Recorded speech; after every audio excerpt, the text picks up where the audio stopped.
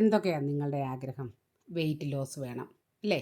Calorie burn ചെയ്യണം, fat reduce ചെയ്യണം.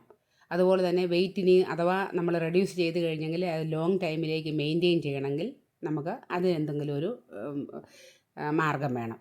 ഇതിനെല്ലാം അതുപോലെ heart health, better cholesterol, lower risk of heart disease, ഇതിനെല്ലാം പറ്റുന്ന ഒരേ ഒരു ഉപാധിയാണ് ഈ പാനീയം. എന്താണെന്നറിയാമോ? Green tea. അതാ ഞാനിപ്പം തയ്യാറാക്കി കുടിക്കുന്നത്. അതപ്പം നമുക്ക് ചില സംശയങ്ങൾ നിങ്ങൾക്കുണ്ട്. ഇതെപ്പോഴാണ് ഉപയോഗിക്കേണ്ടത്?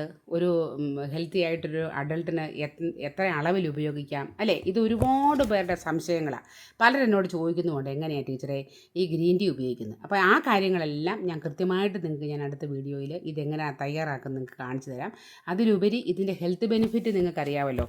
ഇത് അതായത് ധാരാളം ആൻറ്റി ഓക്സിഡൻ്റ് അടങ്ങിയിരിക്കുന്ന ഒരു സാധനമാണ് നമ്മുടെ ഈ ഗ്രീൻ ടീ എന്ന് പറയുന്നത്. കാരണം ഇത് അധികം പ്രോസസ്സിങ്ങിലൂടെ കടന്നു പോകുന്നതല്ല. ഇത് കണ്ടോ നിങ്ങൾ? തീർത്തും പ്രോസസ്സിങ് കുറഞ്ഞ ഒരു ഉൽപ്പന്നമാണ് നമ്മുടെ ഈ നല്ല ഗ്രീൻ ടീ എന്ന് പറയുന്നത്.